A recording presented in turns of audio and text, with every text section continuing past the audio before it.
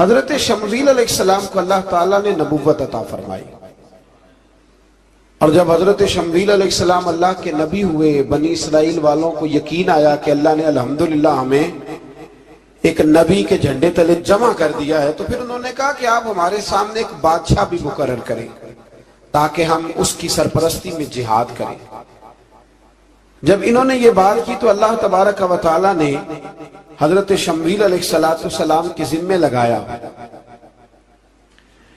تو ایک اس زمانے میں اللہ کے نیک بندے تھے، جناب طالوت علیہ السلام ان کا نام تھا۔ تو حضرت شمویل علیہ السلام نے انہیں کہا کہ اللہ کریم نے نا تمہارا بادشاہ طالوت کو بنایا ہے، ان کا نام بھی قرآن مجید نے ذکر فرمایا ہے۔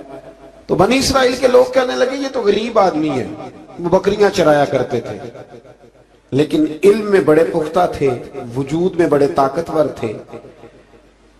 تو کہا کہ یہ تو غریب آدمی ہے، تو ہم تو زیادہ حق رکھتے تھے کہ ہمیں بادشاہ بنایا جائے۔ تو حضرت طالوت علیہ السلام کہ بادشاہ بننے کے بعد حضرت شمویل علیہ السلام نے جو بات کی، اللہ کریم نے اسے قرآن مجید میں بیان فرمایا۔ رب فرماتا ہے بسطتاً فی العلم والجسم، اسے اس لیے تمہارا بادشاہ بنایا گیا ہے کہ اسے ہم نے کشادگی دی ہے، علم میں بھی اور جسم میں بھی۔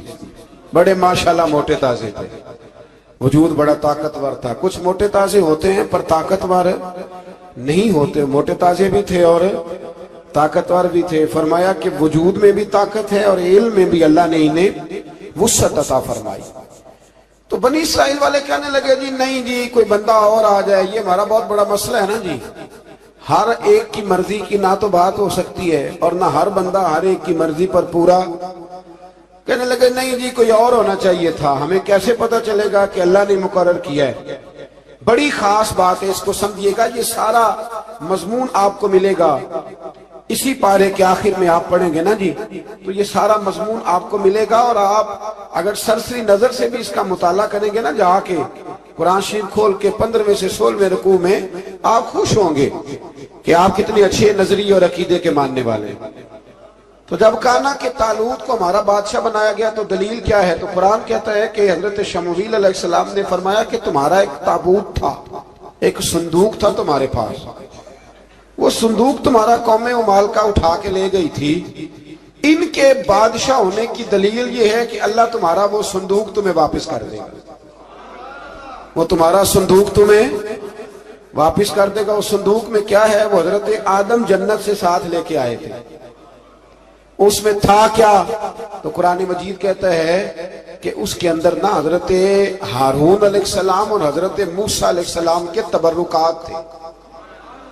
تبرکات، کل میں ایک مولوی دیکھ رہا تھا بیچارہ، ایک بندہ نا مسجد نبی کے ساتھ غلاف اور شاید کوئی کفن تھا، وہ مسجد نبی کی دیواروں سے مس کر رہا تھا، تو وہ کہہ رہا تھا نہیں اس سے کیا ہوتا ہے، تبرک کوئی چیز نہیں، اچھے اعمال کی وجہ سے بندہ بخشا جائے گا۔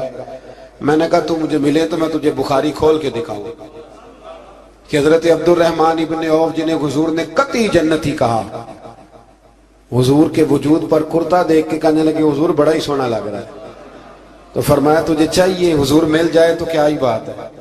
نبی پاک نے عطا کیا تو صحابہ کہنے لگے عبد الرحمن آپ کو تو ضرورت نہیں تھی، آپ کے پاس تو بڑے لباس ہیں، تو یہ کرتا حضور نے قبول کر لیا، کوئی لے کے آیا اور آپ نے مانگ لیا، تو وہ رو پڑے، کہنے لگے پہننے کے لیے نہیں مانگا، یہ حضور کے جسم سے لگ گیا ہے، میں نے کفن بنانے کے لیے مانگا ہے۔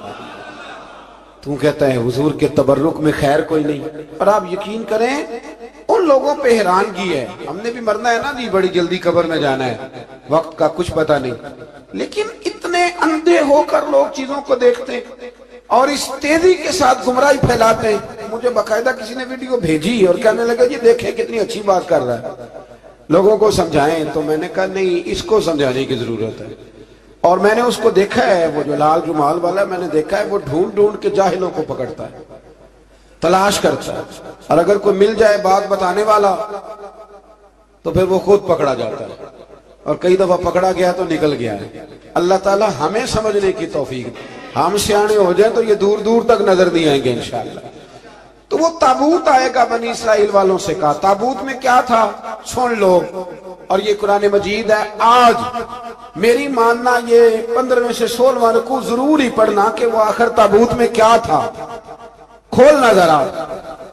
कुरान मजीद कहते हैं कि हजरत मूसा अलैहिस्सलाम और हजरत हारून के तबर्रुक थे। तो तबर्रुक क्या थे? तमाम मुफस्सिरीन ने लिखा है कि हजरत मूसा का एक कुर्ता था, एक डंडा था, जूते थे, और जनाब हारून अलैहिस्सलाम का इमामा शरीफ था, और तौरात की कुछ तख्तियां थी। तो उसका फायदा क्या था?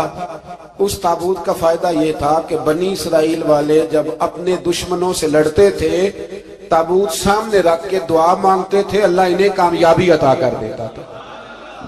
तो कौमे मालिकों को भी पता चल गया कि संदूक में कुछ है जिसकी वजह से ये कामयाब हो जाते। वो संदूक उठा के ले गए। अब उनकी कमबख्ती ये, कम नसीबी ये कि उन्होंने जाके उसे रूढ़ी पे फेंक दिया। जब रूढ़ी पे फेंका तो उनके अंदर बीमारियां आ गई, वबाएं फूट पड़ी, मरने लगे, वजूद फूलने लगा। फिर उनके दिलों में बात आई कि ये हमने इस संदूक की बेअदबी की है। संदूक में क्या है? तबर्रुकात। हमें कहते हैं कि नालैन का नक्शा क्यों लगाया है? तुम्हारे तो बुजुर्गों का कीदा है, सर पे रखने को मिल जाए अगर नक्शे ना ले पाके हुजूर, तो फिर कहेंगे कि हाँ ताजदार हम भी हैं। तो कहा कि उसके अंदर ये तबर्रुकात थे। उन्हें भी समझ में आई तो उन्होंने ना बैलगाड़ी मंगाई और वो संदूक उठा के उसके ऊपर रख दिया। अब क्या हुआ? कुरान कहता है कि फरिश्तों ने ना उस संदूक को वहां से उठाया। मुफस्सिरीन ने लिखा इसका माना यह भी हो सकता है कि उस बैलगाड़ी को डायरेक्शन पे लगाया। उधर से हजरत शमूएल अलैहिस्सलाम ने जनाब तालूत को बादशाह बना दिया, और इधर से वो संदूक चल पड़ा। कहा भाई हम इनको कैसे बादशाह माने? तो फरमाया बादशाह इस तरह मानोगे कि तुम्हारा वो संदूक आ जाएगा। और कुरान कहते हैं उस संदूक में तुम्हारे दिलों का सुकून है, उसमें तुम्हारे दिलों का। और भाई तुम्हारी तो कोशिश होती है बुजुर्गों से कोई चीज मिल जाए, अल्लाह वालों का कोई तबर्रुक हमारे हाथ आ जाए। तो वो संदूक आ गया, ये मान गए। अब जिहाद करने निकले तो लड़ना था जालूत की कौम के साथ। वो बड़ा सख्त आदमी था, 3-3 मन सोना उसने वजूद पे पहना होता था। उसकी कौम से लड़ना है, टोपी बड़ी तगड़ी पहनी होती थी लोहे की। अब कौन लड़े? एक नौजवान थे जिनका नाम था दाऊद अलैहिस्सलाम। वो भी बकरियां चराया करते थे। और जिन दिनों हजरत तालूत निकले ना अपनी कौम को लेकर जालूत के खिलाफ लड़ने, तो हजरत दाऊद भी शामिल हो गए। अल्लाह जब किसी को नवाजता है ना तो फिर खास ही करम नवाजी करता है। मुफस्सिरीन ने लिखा जब ये जा रहे थे ना, वहां जा रहे थे तो रास्ते में इन्हें 3 पत्थर मिल गए। इन्होंने वो तीनों पत्थर उठा लिए। उस जमाने में पत्थर फेंकने के लिए छोटी छोटी लोगों के पास चीजें हुआ करती थी, उसको कोफन भी लोग कहते थे, मंजनीक, उसको सामने रख के फिर बनाई गई। तो आपके पास भी वो आला था जिससे दुश्मन पर पत्थर मारे जाते थे। तो आप वो मशीन लेकर, वो आला लेकर वहां पहुंचे हुए थे। 3 पत्थर आपके पास थे। आप फरमाते उस दिन मैं बड़ा बीमार था, इतना बीमार था कि मेरा रंग पीला हो गया। अब वो जालूत के सामने कोई नहीं जाता था। तो जनाब तालूत कहने लगे कि जो जालूत को मारेगा ना, यानी इनके बादशाह को, इस कौम के, तो मैं उसे अपनी आधी सल्तनत भी दे दूंगा और अपनी बेटी का निकाह भी उसके साथ कर दूंगा। देखें अल्लाह नवाजता है तो किस अंदाज में नवाजता है। तो हजरत दाऊद कहते हैं वो दूर खड़ा था तो मैंने ना 3 पत्थर मारे। भाई हिम्मत करना तो हमारे जिम्मे है कि नहीं? मेरी मिल्लत का जवान कहता मैंने करना कराना कुछ नहीं, यानी अगर आप कहें ना कुछ करो तो फिर वो कोई काम करने की मतलब मामला। वो मुझे कल एक संगी कह रहे थे, कहने लगे जी अल्लाह के फजल से कुछ भी नहीं करना पड़ा, मुर्शद ने नजर कर दी। मैं क्या मैनू मिलूंगी तो मैं उन्होंने समझावांगा कि कुछ करा के नजर कराया करो, क्योंकि मेरे वो दोस्त हैं, मैं उन्हें जानता हूँ। नजर में बड़ा कुछ होता है, लेकिन अल्लाह भी तो बंदे पे बड़ी नजर रहमत करता है ना। लेकिन कहता है 5 नमाजें पढ़, रमजान के रोजे रख, ज़कात फर्ज हो तो अदा कर, ये सारे काम कर, सच बोल, दयानतदारी कर, फिर मैं अपने फजल से तुझे जन्नत अता करूंगा। तो ये जो रवैया हमने बनाया ये दुरुस्त नहीं। तो फरमाते हैं 3 पत्थर मैंने मारे, اللہ نے اتنا فضل کیا کہ وہ بھی مر گیا اور اسے چھو کے میرے پتھر آگے بڑھے تو اس کی فوج کے 30 آدمی بھی مر گئے. 3 پتھروں سے 31 بندے اللہ نے مار دیے. فرماتے اس لیے کہ ہاتھ میرے تھے اور طاقتیں میرے رب کریم کی تھی. تو حضرت داؤد علیہ السلام کے حصے میں جناب طالوت کی صاحبزادی بھی آئی، آدھی سلطنت بھی آئی. کافی سال حضرت طالوت حیات رہے، پھر ان کا وصال ہو گیا تو ساری سلطنت حضرت داؤد کو ملی، اور پھر اللہ تبارک و تعالیٰ نے انہیں نبوت بھی عطا فرمائی.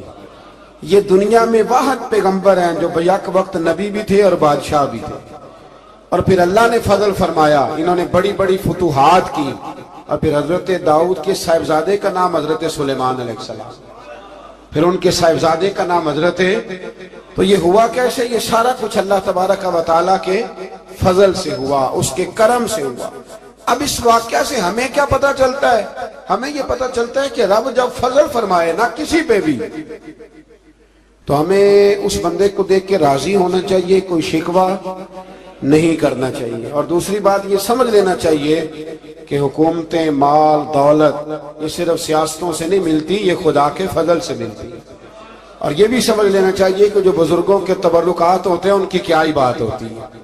چند باتیں ایسی تھیں کہ میرا دل کرتا تھا ان کو دہرایا جائے اور خاص کر کے ان باتوں پر توجہ کی جائے. یہاں نا اللہ تبارک و تعالیٰ نے ان باتوں میں سے ایک بات کا ذکر فرمایا ہے.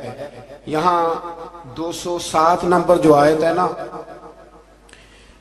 اسی پارے کی، اس میں اللہ کریم نے فرمایا کچھ لوگ ایسے ہیں جو اپنی جانیں ہی اللہ کے حوالے کر دیتے ہیں.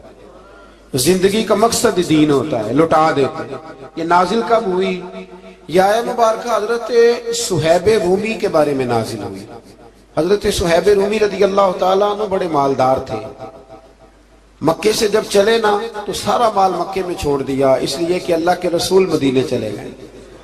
فرماتے ہیں پھر میں نے مال و دولت کی پرواہ نہیں کی، پھر میں نے یہ سوچا کہ میں نے اپنے حبیب کے پاس طیبہ کے لیے جب نکلا تو کفار نے، قریش مکہ نے روکا، ہم نہیں جانے دیں گے. تو حضرت صہیب رومی فرمانے لگے بھی سنو، میں کمزور نہیں، میں طاقتور آدمی ہوں، اور تم میں سے کوئی ایسا مائی کا لال نہیں جو تیر چلانے میں مجھ سے زیادہ سیانا ہو، تلوار چلانے میں مجھ سے زیادہ عقل مند ہو. جانا مدینے میں نے ہے. اب یہ ہے کہ تم بتاؤ میرے ساتھ تینوں تلواروں سے لڑو گے یا میں تمہیں ایک سودا بتاؤں گا، سودا کرو گے؟ قریش کہنے لگے سودا کیا ہے؟ کہنے لگے میرا بڑا مال ہے، میں مکے میں دفن کر کے آیا ہوں، تم مجھے مدینے جانے دو، میں تمہیں سارے مال کا پتہ بتا دیتا ہوں. ہزاروں لاکھوں میں تھا مال تجارت. دیکھیں جب صحابہ مدینے جاتے تھے تو کتنی قیمت دے کے جایا کرتے تھے. تم مجھے جانے دو، میں تمہیں وہاں کا پتہ بتاتا ہوں. انہوں نے کہا جی بات ٹھیک ہے، آپ پتہ بتا دیں. حضرت صہیب نے ساری زندگی کی جمع پوری ہزاروں لاکھوں میں ساری دے دی اور مدینے کے لیے تیار ہو گئے. اللہ کریم نے اس بات کو بڑا ہی پسند فرمایا اور فرمایا وَمِنَ النَّاسِ مَن يَشْرِي نَفْسَهُ ابْتِغَاءَ مَرْضَاتِ اللَّهِ. فرمایا کچھ لوگ ایسے ہیں جو اپنی جانیں بیچ دیتے ہیں اللہ کی رضا حاصل کرنے کے لیے، اپنی جانیں بیچ دیتے ہیں. نَفْسَهُ ابْتِغَاءَ مَرْضَاتِ اللَّهِ، اللہ کی رضا حاصل کرنے کے لیے اپنی جانوں کو بیچ دیتے ہیں. تو فرمایا پھر اللہ کیا کرتا ہے؟ فرمایا واللہ رؤوف بالعباد، پھر اللہ بھی اپنے بندوں پر بڑا ہی رحم فرمانے والا ہے. جب یہ سارا مال دے کے مدینے پہنچے نا تو ان کے استقبال کے لیے جناب عمر پہلے سے موجود تھے. حضرت عمر رسیو کر کے نبی کریم کی بارگاہ میں لے گئے تو فرماتے ہیں حضور نے مجھے دیکھتے ہی فرمایا صہیب زندگی میں تم نے بڑی تجارتیں کی ہوں گی، پر یہ جو تم نے سودا کیا ہے نا یہ بڑا ہی نفع والا کیا ہے. یہ جو سودا فرمایا یہ تو نے بڑا. تو دین کے لیے جب آپ کوئی کام کرتے ہیں تو یہ سودا بڑا نفع والا. ایک مضمون اور یہاں ہے 216 نمبر آیت میں، وہ بھی بڑا ہی سمجھنے والا ہے. اللہ کریم نے جب جہاد فرض کیا نا تو فرمایا کتب علیکم القتال، ہم نے تم پر قتل کرنا، قتال کرنا فرض کیا ہے. فرمایا ہو سکتا ہے تمہیں یہ کراہت محسوس ہو، مشکل لگے، برا لگے. ایک بات جو آج کی نصیحت ہے اور مضامین قرآن جو ہم سیکھ رہے ہیں اس کے اندر سے ہمیں یہ خاص چیز ہے، اس کو سمجھنا چاہیے۔ اللہ کریم نے فرمایا کہ تم پر جہاد فرض کیا گیا ہے، وَهُوَ كُرْهٌ لَكُمْ، ہو سکتا ہے تمہیں ناپسند ہو، تو ایک نہ ساری زندگی کے لیے ایک نصیحت کر دی، فرمایا وَعَسَىٰ أَن تَكْرَهُوا شَيْئًا، ہو سکتا ہے تم کسی چیز کو ناپسند کرو، وَهُوَ خَيْرٌ لَكُمْ، اور وہ تمہارے لیے اچھی ہو۔ اللہ اکبر، یہ وہ بات ہے اگر سمجھ میں آ گئی تو کلیجہ ٹھنڈا ہو گیا، زندگی سکون میں آ گئی۔ فرمایا ہو سکتا ہے تم کسی چیز کو ناپسند کرو اور وہ تمہارے لیے بہتر ہو، وَعَسَىٰ أَن تُحِبُّوا شَيْئًا، ہو سکتا ہے تم کسی چیز سے محبت کرو، وَهُوَ شَرٌّ لَكُمْ، اور وہ تمہارے لیے بری ہو، اچھی۔ بس میرے رب نے ایک بات مسلمان کو بتا دی تو جینے کے لیے بڑی کافی ہے۔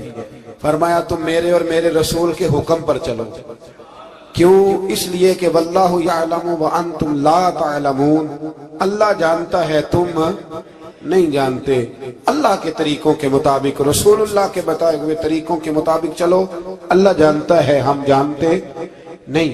تو قرآن مجید کی اس نصیحت پر ضرور غور کریں۔ ایک شخص نے ایک دفعہ اپنی بیوی کی بڑی شکایتیں کی نبی کریم کی بارگاہ میں، تو رسول کریم علیہ السلام نے فرمایا ہو سکتا ہے اللہ تمہیں اس میں سے ایسی اولاد عطا کر دے جو تیرے لیے باعث خیر ہو۔ جو چیزیں ہم ناپسند کرتے ہیں بعض اوقات اسی میں سے اللہ تعالیٰ ہمارے لیے خیر کر دیتا ہے۔ حضرت داؤد طائی اور امام جعفر صادق کے درمیان ایک دن بحث ہو گئی۔ امام جعفر صادق فرمانے لگے یہ محبت کا ان کا رشتہ تھا آپس میں۔ حضرت داؤد طائی صوفی تھے اور امام جعفر صادق تو حضور کے نواسے ہیں نا جی، اور بڑا عقیدت کا رشتہ تھا آپس میں۔ ایک دن امام جعفر صادق کہنے لگے داؤد طائی میرے لیے دعا کر، تو آپ رو پڑے، کہنے لگے حضور میں نواسہ رسول کے لیے دعا کروں؟ آپ تو حضور کے نواسے ہیں، میں آپ کے لیے دعا کروں؟ تو حضرت امام جعفر صادق کہنے لگے یہی تو دعا کرانی ہے، یہی تو میں نے کیا فرمایا، یہی تو دعا کرانی ہے کہ میرے لیے دعا کر، میں اپنے نبی کی بارگاہ میں شرمندہ نہ ہو جاؤں۔ حضور یہ نہ فرما دیں کہ میرا نواسا ہو کے تو کیا کرتا رہا، یہی تو دعا کرانی ہے۔ بڑا پیار تھا۔ ایک دن بحث ہو گئی، حج کر کے واپس آئے، عراق میں تشریف فرما تھے امام جعفر صادق، حج کر کے واپس آئے تو امام جعفر صادق کہنے لگے جو مکے سے ہو آتا ہے نا اللہ پھر اس کو دوزخ میں نہیں ڈالے گا۔ خوش نہیں ہوئے آپ لوگ؟ اللہ آپ کو جزائے خیر عطا فرمائے۔ فرمایا جو کعبے کا دیدار کر لے ایک دفعہ زندگی میں اور ایمان کی حالت میں، اللہ پھر اسے دوزخ میں ایک دفعہ جو دیدار کر لے ایمان کی حالت میں، اللہ دوزخ میں۔ یہ فرمانے لگے یہ میری بات ہے، تو تصدیق کر میری بات کی، کہہ میں نے ٹھیک کہا ہے۔ پیار تھا نا؟ تو کہنے لگے داؤد طائی تو کہہ میں نے ٹھیک کہا ہے۔ کہنے لگے جی آپ نے فتوی پورا نہیں دیا تو میں کیسے تصدیق کر دوں؟ آپ نے پورا فتویٰ پوری بات کرے تو تصدیق کرا لیں۔ کہا پوری بات کیا ہے؟ فرمانے لگے جو خانہ کعبہ بیت اللہ کا دیدار کر لے اللہ دوزخ میں نہیں ڈالے گا، اور جو مدینے سے ہو آئے اللہ اسے جنت میں ضرور داخل فرمائے گا صلی اللہ علیہ۔ تو آپ فرمانے لگے داؤد طائی میں نے تو مسئلہ بیان کیا اس لیے کہ جس نے ایمان کی حالت سے کعبہ دیکھ لیا تو اس کا اللہ پہ ایمان پختہ ہے، اور من قال لا الہ الا اللہ داخل الجنہ، اور تو نے یہ جو کہا ہے نا ضرور جنت میں داخل کرے گا مدینے دیکھنے والوں کو، تو بھی دلیل پیش کر۔ مکہ کا ایمان کے ساتھ دیکھنے والا تو میں نے حدیث پیش کر دی، تو دلیل دے۔ حضرت داؤد طائی بولے بڑی خوبصورت بات، اور خوبصورت لوگ ہی خوبصورت باتیں کرتے ہیں، خوبصورت لوگ ہی جی، ورنہ تو اللہ خیر کرے خوبصورت بات نکلتی نہیں لوگوں کے منہ سے، حرم میں بیٹھ کے بھی نہیں نکلتی، پتہ نہیں کیا صاحب سونگ جاتا ہے، کس قسم کی بولی بولنے لگتے ہیں۔ خوبصورت لوگ خوبصورت بات کرتے ہیں۔ حضرت داؤد طائی کہنے لگے میری دلیل یہ ہے کہ پورے مکے میں کہیں جنت تو نہیں نا، مکہ دیکھنے والے کو جنت ملتی ہے پر مکے میں جنت نہیں۔ فرمانے لگے مدینے میں تو جنت ہے نا، روضۃ من ریاض الجنہ، ماں بین بیتی و منبری روضۃ من ریاض الجنہ، जन्ना, फरमाया मेरे मिंबर और मेरे घर के दरमियान जितनी जगह है वो, और आप फरमाने लगे, हजरत इमाम जाफर सादिक से कहने लगे हुजूर देखे ना, अल्लाह फरमाता है जो जन्नत में गया हुम फीहा खालिदून, फिर निकाला नहीं जाएगा। तो कहने लगे मेरा अकीदा है जो 2 नफल भी रियाजुल जन्नत में पाल ले, अल्लाह उसे जरूर जन्नत में दाखिल फरमाएगा। इसलिए कि जो गया वो दोबारा वापस, हजरत इदरीस अलैहिस्सलाम की दोस्ती हो गई रिजवान से। रिजवान जन्नत के फरिश्ते का नाम है जिसके पास चाबी है जन्नत की, दरवाजे में बैठे होते हैं, रिजवान उस फरिश्ते का नाम है। तो हजरत इदरीस का यराना था, वो मिलने आते थे जनाब इदरीस अलैहिस्सलाम को। तो एक दिन हजरत इदरीस कहने लगे तू खुद तो यहाँ की सैर कर जाता है, मुझे कभी कराई नहीं, आप भी कर ले। तो फरिश्ता आपको जन्नत दिखाने ले गया। जन्नत में जाके तो कहने लगा हुजूर चले, फरमाने लगे किधर, कहने लगा वापस, फरमाने लगे मैंने जाना ही नहीं। उसने कहा क्यों, फरमाने लगे अल्लाह फरमाता है हुम फीहा खालिदून, जो जन्नत में आएगा निकाला नहीं जाएगा। तो तू कैसे मुझे निकाल सकता है? कहने लगे जनाब आपने सैर का कहा था। फरमाया सैर ही है ये, इसलिए कि जन्नती सारी उम्र ही सैर करेंगे, वो सैर ही करेंगे, सफर तो थका देता है बंदे को, ये सैर ही है। अब वो फरिश्ते परेशान हुए तो रब करीम ने फरमाया वो फरिश्ते तेरा और इसका यराना भी मैंने लगवाया था, और इसको जन्नत की सैर पर आने की ख्वाहिश भी मैंने ही पैदा की थी, और तू कौन होता है मेरी बगैर इजाजत दरवाजा खोल सके, बुलवाया भी मैंने ही था, और ये जो मैंने कहा ना अड़ जा, ये तौफीक भी मेरी हुई है, मेरी तलब भी तो तेरे करम का सदका है। ये पांव उठते नहीं बल्कि ये उठाए जाते हैं, तो जब बुला लिया है जन्नत में दाखिल करा लिया है, और जन्नत भी वो वाली जिसको मेरे रसूल पाक के कदमों ने जन्नत बनाया है, वो जन्नत जिसको रियाजुल जन्ना का लफ्ज दिया है, हुजूर ने जन्नत जिसको बनाया है, वहां तक पहुंच जाए। ये है अर्ज जन्नत, ये तैबा की जमीन है अर्ज जन्नत, पर जमीन किसकी है? कैसा अजीब मामला है। ये है अर्ज जन्नत, ये तैबा की जमीन है। जन्नत भी यहीं, क्योंकि माल के जन्नत भी यहीं है, जन्नत भी यहीं, माल के जन्नत भी यहीं, जन्नत भी यहीं तो माल के जन्नत भी। और जितना जन्नत का ऐलान मेरे नबी ने फरमाया ना, सारा फरमाया ही मदीने में है। और जन्नत बेची है कई दफा नबी पाक ने, कई दफा फरमाया बीरे रूमा कुमा खरीद के दो, मुझसे जन्नत ले लो। हज़रत उस्मान ने कहा हुजूर मैं खरीद देता हूँ। कहा जंगे तबूक के लिए सामान दो, मुझसे जन्नत ले लो। हुजूर ने तो कई दफा सेल लगाई है जन्नत की। ये है अर्ज जन्नत, ये तैबा की जमीन है, जन्नत भी यहीं, माल के जन्नत भी यहीं है। काबतुल्लाह, हजरत अब्दुल्ला इब्ने मसूद रदी अल्लाह ताला अन्हु फरमाते हैं जिसको एक तकलीफ आए ना काबे में, कितनी जी, एक कदी ते आई जाती है ना, मेरे वर्गे हमेशा दे थके बंदे, एक आध तकलीफ तो बुखार आ गया, पैर में दर्द होने लग गया, कोई तकलीफ तो आ ही जाती है। फरमाते एक तकलीफ अगर तुझे हरमे मक्का में आई ना एक, तो अल्लाह तेरे 80,000 साल के गुनाह माफ फरमा दे। कितने? 80, 100 नहीं, मैंने सोच समझ के जुमला कहा है। 80 एक तकलीफ अगर तुझे, कहा बोले ना यार, कितनी? एक। गुनाह कितने माफ? ये किसने कहा है? हजरत अब्दुल्ला इब्ने मसूद ने। वादा किसका है? अल्लाह का। वादा किसका है? अगर मदीने चले जाए तो मेरे नबी पाक सल्लल्लाहु अलैहि वसल्लम को पता था लोग मेरे गुलामों को धक्के भी मारेंगे, मजनून और पागल भी कहेंगे, इनको बुरी नजरों से भी देखेंगे, कहेंगे ये तो है ही पागल, बड़ा कुछ होगा। वाह महबूब तेरे अंदाजे मेजबानी पे कुर्बान जाए, कैसा बंदोबस्त फरमाया, क्या अंदाज इख्तियार फरमाया। फरमाया तुम में से जो कोई मदीने आया वो मेरा मेहमान है। कोई मदीने, मक्के में एक तकलीफ पहुंची तो 80,000 साल के, और यहाँ मदीने में वाह क्या जूदो करम है शाह बतहा तेरा।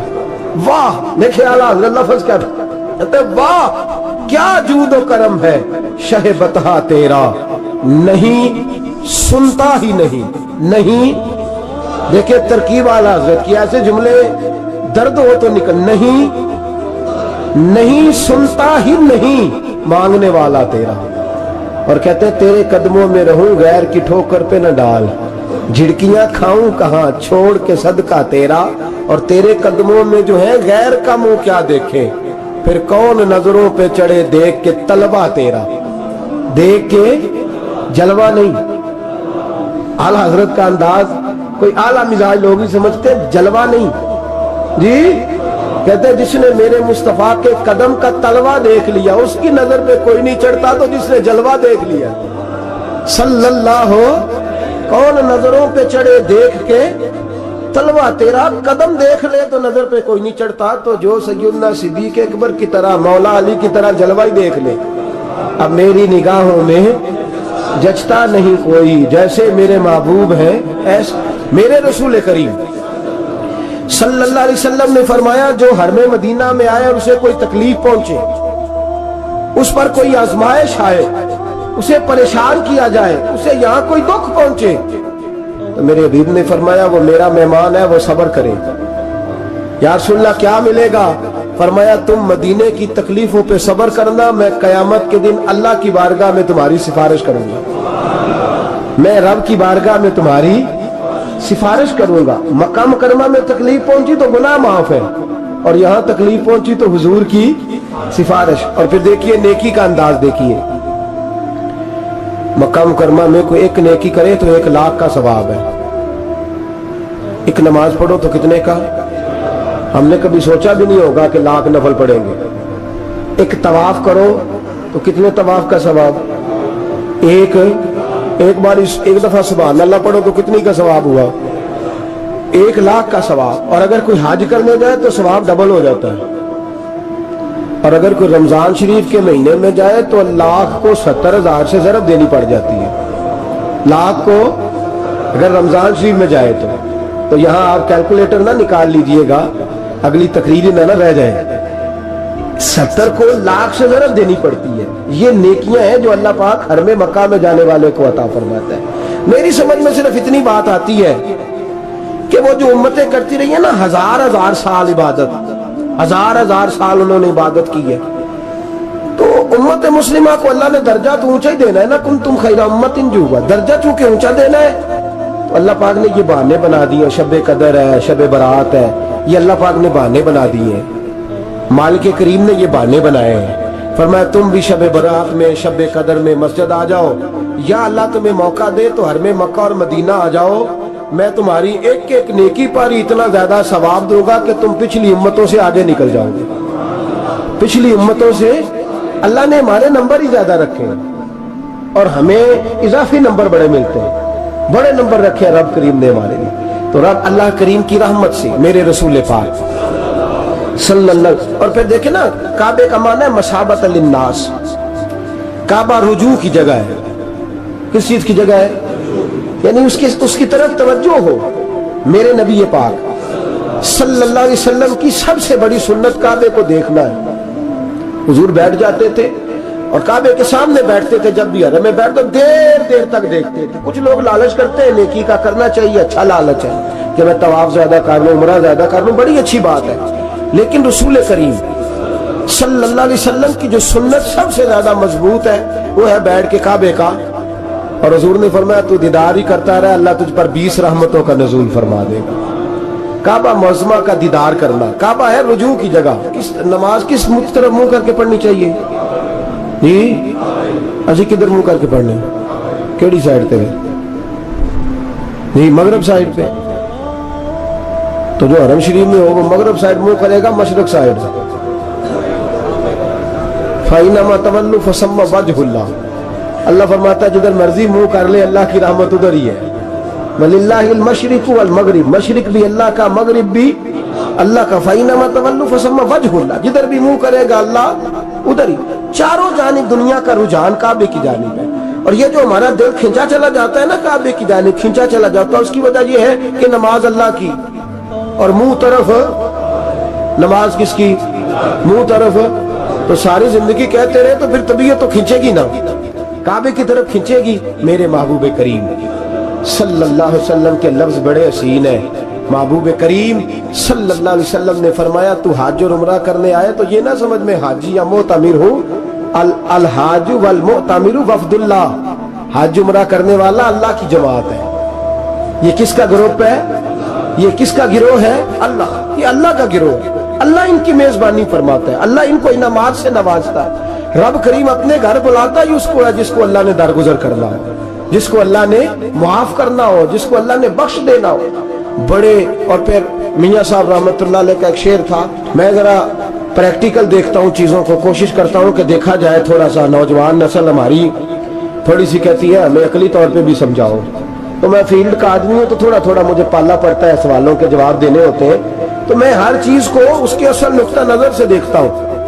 تو میاں صاحب کا ایک فقرہ تھا، دوسرے والے کی تو سمجھ آتی تھی، پہلے والے کی نہیں آتی تھی، مشہور بڑا تھا، رحمت دا دریا الہی، آتا ہے نا آپ سب کو، مینوں نہ سناؤ تو بکری گل ہے، ویسے آتا ہے، رحمت کا دریا الہی تے جے ایک قطرہ، وہ جے ایک قطرے والی تو سمجھ میں بات آتی تھی، لیکن وہ جو ہر دم وگدا ہے وہ ظاہری آنکھوں سے نظر، کئی دفعہ ہمیں نظر، صاحب نظر لوگوں کو آتا ہے، باطن میں تو نظر آتا ہے، محسوس ہوتا ہے، لیکن ظاہر نظر، یہ کسی نے دیکھنا ہو تو مکے مدینے جا کے نظر آتا ہے۔ رحمت دا دریا الہی، ہر دم، ایک دم نہیں، ہر مدینے کی جس گلی پہ نظر کرے نا آپ ریلا ہی آ رہا ہے، مکے کی جس گلی پہ نظر کرے، وہ یہاں ایک جھوٹ بولتے ہیں ہمارے سیاستدان، کہتے ہیں یہ ٹھاٹھے مارتا سمندر، حالانکہ وہ نہر بھی نہیں ہوتی لوگوں کی، ٹھاٹھے مارتا سمندر، پتہ نہیں کدھر ٹھاٹھے لگ رہی ہے، اللہ ہی جانتا ہے، اور جو بھی شروع کرتا ہے بات یہیں سے، حرم شریف جا کے پتہ چلتا ہے ٹھاٹھے مارتا سمندر کس کو کہتے ہیں۔ رحمت دا دریا الہی، ہر دم ہی وگدا تیرا تے جے ایک قطرہ بخشے مینوں، کام فرمایا یہ تو نیکی نہیں کہ منہ مشرق کی جانب کرو یا مغرب کی جانب کرو، تو یا اللہ نیکی کیا ہے؟ فرمایا نیکی وَلَكِنَّ الْبِرَّ مَنْ آمَنَ بِاللَّهِ وَالْيَوْمِ الْآخِرِ، فرمایا نیکی تو یہ ہے کہ اللہ اور آخرت پر ایمان لاؤ، نیکی ایمان کا نام ہے۔ پھر فرمایا فرشتوں پر، کتابوں پر، نبیوں پر ایمان لاؤ، اور اپنا مال خرچ کرو اللہ کی محبت میں، رشتہ داروں پر، یتیموں پر، مسکینوں پر، مسافروں پر، مانگنے والوں پر، غلام آزاد کرانے کے لیے۔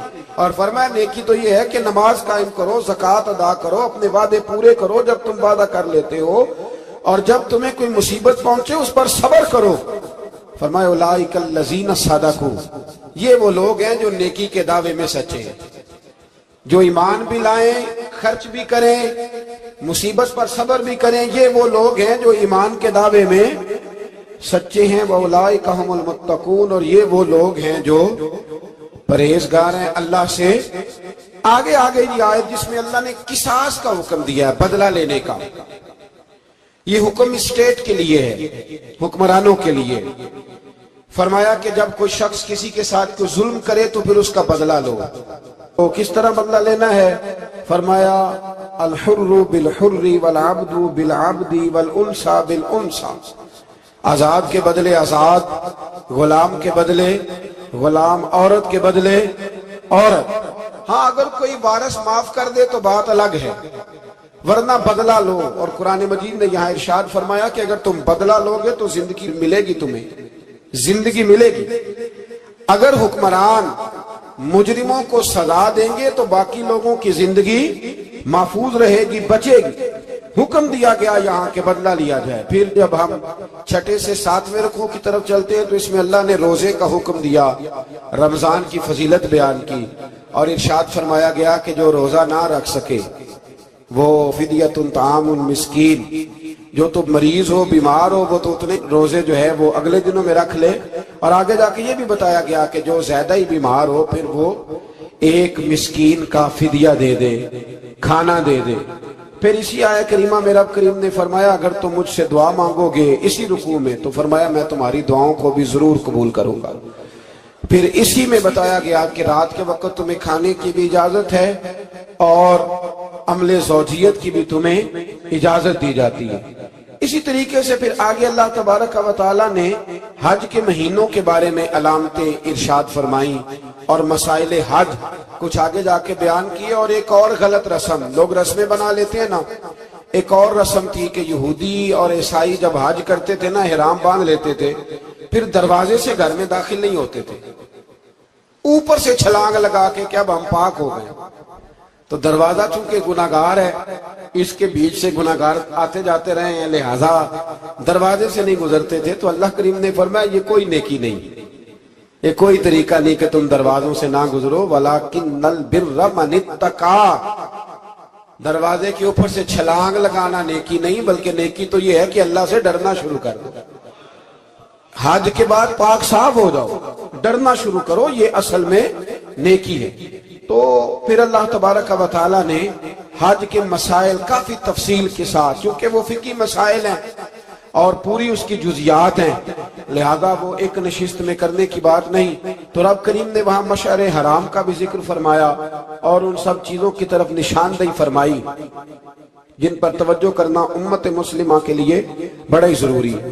پھر آگے 8ویں رکوع تک یہ باتیں مختلف انداز میں چلتی رہی۔ پھر 9ویں سے 10ویں رکوع میں ایک بات رب کریم نے یہ ارشاد فرمائی کہ میں نے کافروں کی نظر میں جب انہوں نے میری نافرمانی کی ہے، میرے کلمہ نہیں پڑھا، میرے محبوب کو نہیں مانا، قرآن مجید کو نہیں مانا، تو فرمایا میں نے دنیا کی زندگی ان کے سامنے مزین کر دی۔ یہ بڑی سمجھنے والی بات ہے۔ فرمایا زُيِّنَ لِلَّذِينَ كَفَرُوا، وہ جنہوں نے کفر کیا تھا نا، ان کے لیے زینت دے دی کسے؟ حیات الدنیا، دنیا کی زندگی کو اللہ نے ان کے لیے حسین کر دی، انہیں بڑے اچھے لگتے ہیں، یہ میری جائیداد ہے، یہ میرا باغ ہے، او میری حویلی ہے، یہ سارے میرے جناب بنگلے۔ فرمایا یہ چیزیں ہم نے کافروں کی نظر میں پھر پیاری کر دی۔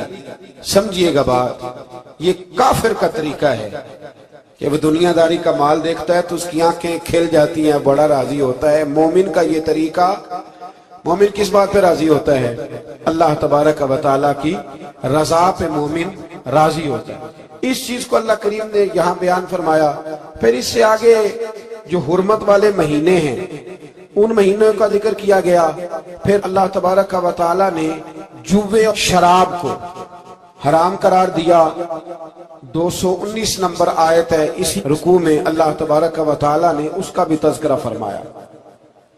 یہ تفصیل کے ساتھ تذکرے جاری رہے۔ پھر اسی طرح عورتوں کے جو حیض و نفاس کے مسائل ہیں ان کو بھی اللہ تبارک و تعالیٰ نے اسی پارے کے اندر بیان فرمایا۔ کچھ طلاق کے مسائل بھی اللہ کریم نے اسی پارے 9ویں رکوع سے آگے جا کے ان ساری چیزوں کو اللہ کریم نے بیان فرمایا۔ اور پھر یہ بھی ارشاد فرمایا حیض و نفاس مسائل اور طلاق، ان ساری چیزوں کو بیان کرنے کے بعد فرمایا کہ ان کے مسائل گویا سیکھ لو، اس پر عمل کرو، اور فرمایا تلک حدود اللہ، یہ اللہ کی حدیں ہیں، فلا تعتدوها، اللہ کی حدوں سے آگے نہ گزرنا، یہ وہ باؤنڈری ہے جو اللہ نے بنائی ہے، یہ حکم وہ ہیں جو رب نے دیے ہیں، تو ان سے آگے نہ جانا۔ تو بالتفصیل ان ساری چیزوں کا یہاں بیان فرمایا گیا، اور وہ مسائل جو بڑی تیزی سے لوگ الجھا دیتے ہیں ان کا بھی اللہ کریم نے یہاں ذکر فرمایا۔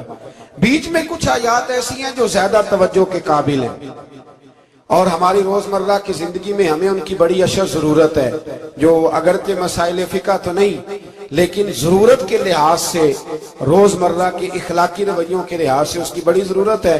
ان چند آیات کا بھی ہم نے انتخاب کیا، انشاءاللہ اس پر بھی کچھ بات کرتا ہوں۔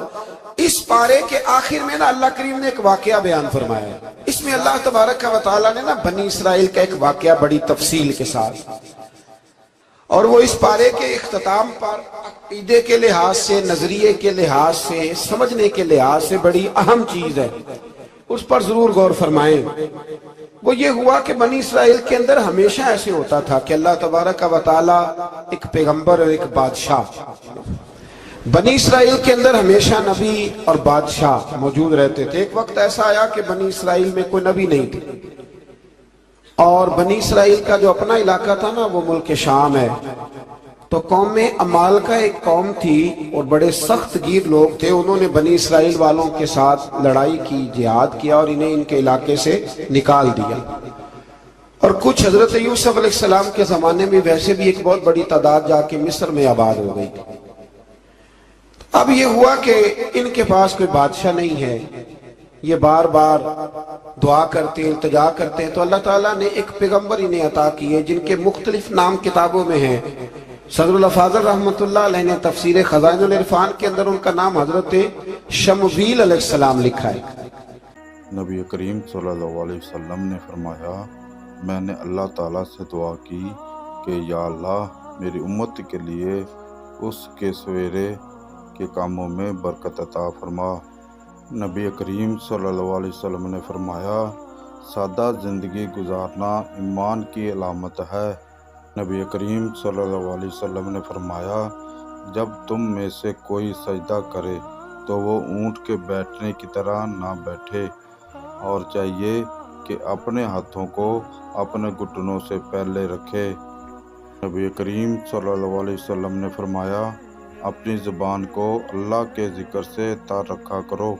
نبی کریم صلی اللہ علیہ وسلم نے فرمایا، تمہارے لیے یہی گناہ کافی ہے کہ تم ہمیشہ جھگڑتے رہو۔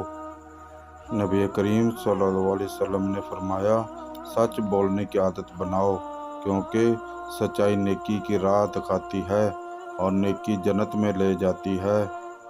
نبی کریم صلی اللہ علیہ وسلم نے فرمایا، اگر مجھے اپنی امت یا لوگوں کی تکلیف کا خیال نہ ہوتا تو میں ہر نماز کے لیے ان کو مسواک کا حکم دے دیتا۔ نبی کریم صلی اللہ علیہ وسلم نے فرمایا، جب تم کوئی چیز مانگو تو اللہ ہی سے مانگو، اور جب مدد مانگو تو اللہ ہی سے مدد مانگو۔ نبی کریم صلی اللہ علیہ وسلم نے فرمایا، آدمی کے جھوٹا ہونے کے لیے بس یہی کافی ہے کہ وہ ہر سنی سنائی بات تحقیق کے بغیر بیان کر دے۔ بسم اللہ الرحمن الرحیم۔ نرمی کے ساتھ گفتگو کرنا اور درگزر کرنا اس صدقہ سے کہیں بہتر ہے جس کے بعد دل آزاری ہو۔